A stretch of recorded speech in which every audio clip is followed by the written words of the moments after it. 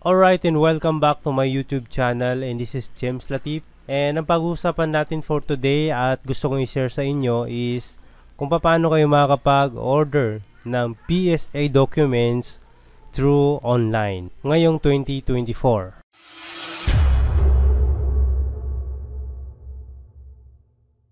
Alright, welcome back to my YouTube channel, and again, this is James Latif.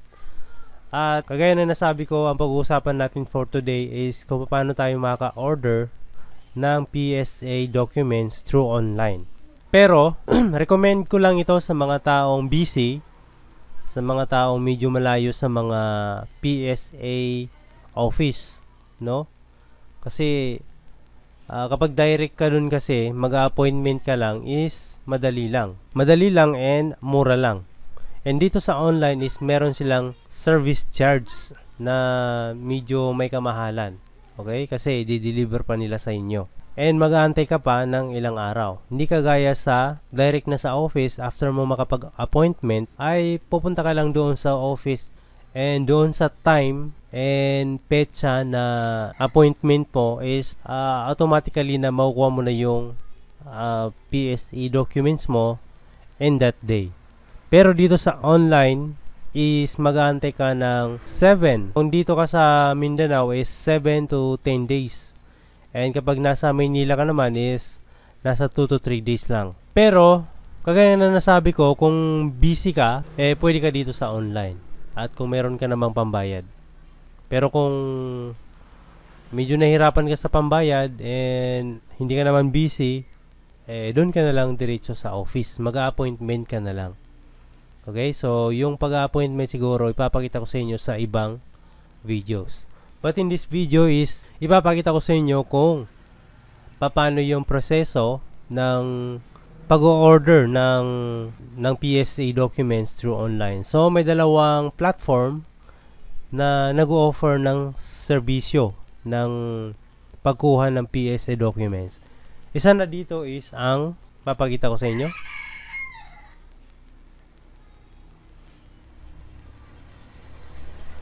So, ipapakita ko sa inyo yung isang website is yung tinatawag nilang PSA Helpline. So, ito yung una. Yan. So, click natin yung PSA Helpline. Ayan. So, ito na yung website ng PSA Helpline. So, yan. So, nag-offer sila ng mga documents kagaya ng birth certificate, marriage, death certificate, and Senomar. So, ang tanong, may iba't ibang presyo ba yung ino-offer nila? So, ang pagkakaalam ko is ang na-separate lang sa lahat ng presyo is yung Senomar. May kamahalan yung Senomar. Pero yung ibang documents is pare-parehas lang. Okay? So, ang pangalawang website is yung PSA Servilis. Yan. So, ito yung platform na ginagamit ko sa pag-order ng online. Kasi, kumbaga sila na yung nakabisado ko and meron na din akong na italagang kumbaga doon ko kukunin yung mga certificate na ipapadala nila. Doon nila itatambak lahat ng mga orders ko doon sa labas kasi yung sa amin kasi sa loob pa. So hindi nila na i-deliver sa akin ng mismong door to doors dito sa labas ng bahay ko. So, doon pa sa labas. Kasi may palabas pa dito sa amin na siguro mga 2 kilometer pa. Palabas dito sa amin. Or 1.5 kilometer. And doon sa labas, sa highway, meron akong kaibigan doon. So, doon nila itinatambak lahat yung mga orders ko. And doon ko naman kinukuha. Okay? So, kaya dito ako sa PSA Servilis. Yung helpline naman is medyo stricto sila. So, hindi ka pwedeng magtambak doon sa kung kanino, kasi kailangan ikaw talaga yung kukuha. So ito yung hindi ko nagustuhan sa PSA helpline. So i-X muna natin ito, kasi dito tayo magfo-focus sa PSA Service. So meron silang mga ino-offer na birth certificate, marriage certificate, death certificate, and Sinomar. So itong Sinomar is kakaiba ang presyo nito kasi nandito, ewan ko, nandito ba yung ano nila, information nila sa, tingnan natin itong payment information. So, ayun, so 1 copy ng birth certificate is 330 through LBC. So ito, nandito, birth certificate, marriage certificate, death certificate is 330. Kapag dalawang copy, ito isang copy lang yung 330 ayan o, isang copy lang. And then kung dalawang copy, ito 610. And kung 3 copies is 890. And so on. Meron silang mga price dito. Pero yung Sinomar is kakaiba. Ayan o, sa baba. Ayan, Sinomar. Ayan. So, ang 1 copy is 430. Ang 1 copies. And ang 2 copies is 810. And 1,000 plus naman yung 3 copies and so on. So, ang mga payment nila na ina-accept dito is Visa card, Mastercard, American Express, GCB, GCash, GrabPay, ShopeePay. So, yan yung mga tinatanggap nilang payment method. Okay? So, ngayon punta tayo sa home and magre-request tayo ng marriage certificate. Alright? So, kailangan may hawak-hawak kayong ganitong papel kasi para makopya nyo yung i-encode nyo dito sa form ng marriage certificate order. Okay, so click natin itong marriage certificate. Click natin. And then dito sa terms and condition, meron tayong check dito. I-agree lang natin. Click natin itong box. Agree.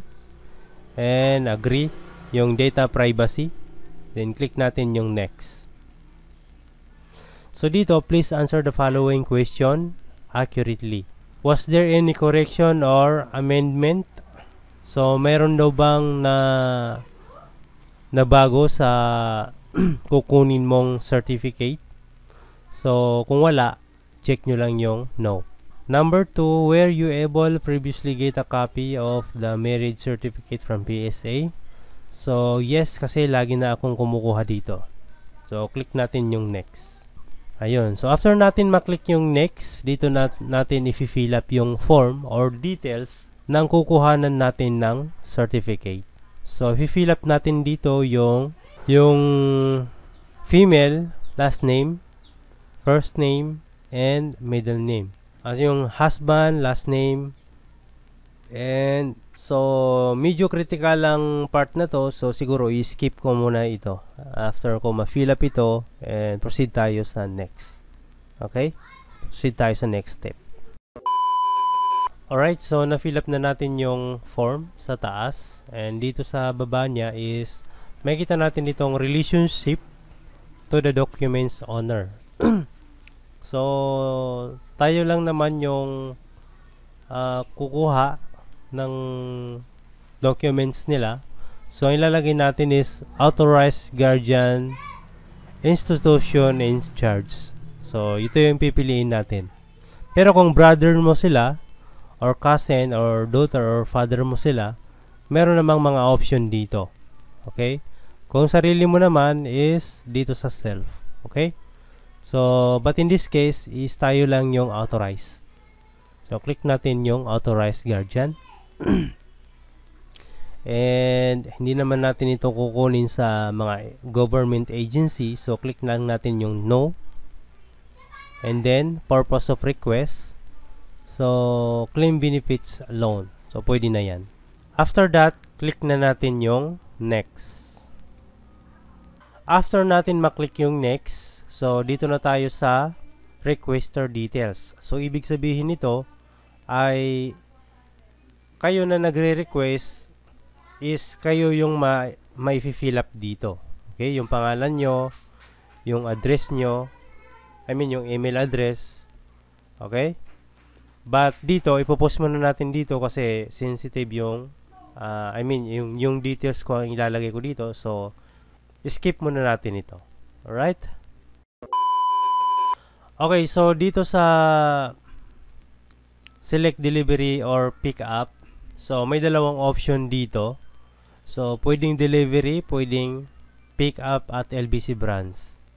So, kung kayo gusto nyong i-pick up na lang doon sa LBC, ito yung click nyo. Pero kung gusto nyo naman is i-deliver nila sa inyo diretso sa bahay nyo, is dito kayo sa delivery. Okay? Tapos, ilalagay nyo dito yung delivery address, province, municipality, barangay, and zip code. Then, click natin yung next. Okay? So, ngayon, skip ko na naman ito for my security. Okay? So, hindi ko na ipapakita sa inyo yung mga details dito. So, skip na natin ito. Alright, so after natin ma-fill up yung form, click na natin yung next. By the way, kapag may nakita kayong ganito dito sa baba, your delivery address is not serviceable by the courier, you may choose to pick up your certificate at LBC branch of your choice or change your delivery address. So, kung tama naman yung nailagay nyo, huwag nyo nang pansinin yan. Click nyo na lang yung next. Okay? Alright. So, ito na yung lalabas. And, scroll lang kayo dito sa baba. Then, click nyo na lang yung confirm. Ayun. So, dito, i-check nyo lang yung summary ng finil up ninyo kung tama ba. So, make sure na hawak-hawak nyo yung marriage papers nila para ma-check nyo kung tama ba yung na-fill up ninyo. Alright? Alright, so na-check ko na tama pati yung delivery requesters is na-check ko na rin. Tama naman. And then click na natin yung next. Quick survey, how did you find about PSA Serverless website? So, kayo na lang bahala kung anong i-click nyo dito or i-check nyo dito. Pwedeng social media, pwedeng search by Google, and submit. And then, dito na tayo sa acknowledgement. So, makikita nyo na dito yung reference number. Ayan. And yung requester delivery. Yung requester information. Then, dito sa baba, yung kinuhanan ninyo ng certificate. And then, dito sa pinakababa, click nyo na lang yung proceed to payment. So, makikita nyo dyan yung babayaran ninyo. 330 pesos. Yung 1 copy. Okay? So, proceed tayo to payment. So, click natin yung payment. And then, dito na tayo sa payment. And, i-click nyo na lang yung pay now.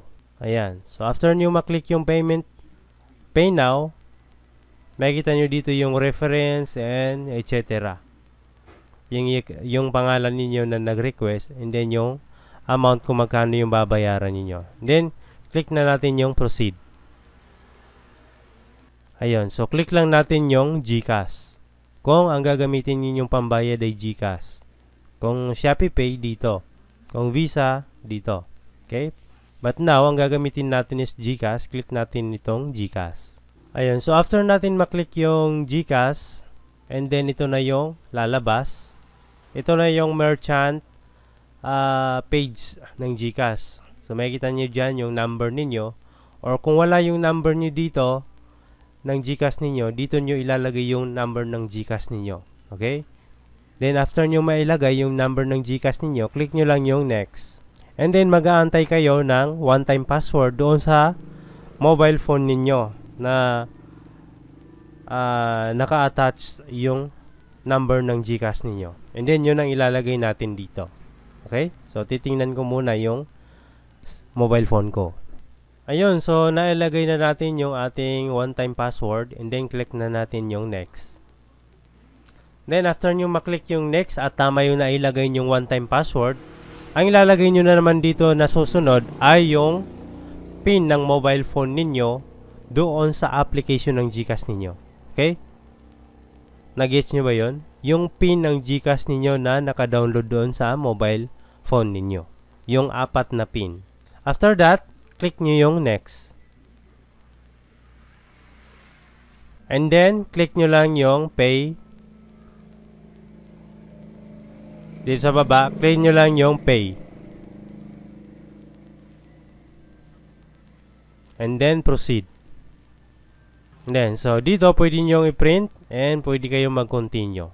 Or automatic naman itong kahit wala kayong pipindutin dyan, automatic na magbaback siya dito sa page ng Serverless. So ngayon, ito na yung payment acknowledgement ninyo. So pwede nyo screenshot yan and i-save and ganun lang. Tapos na kayong mag-order ng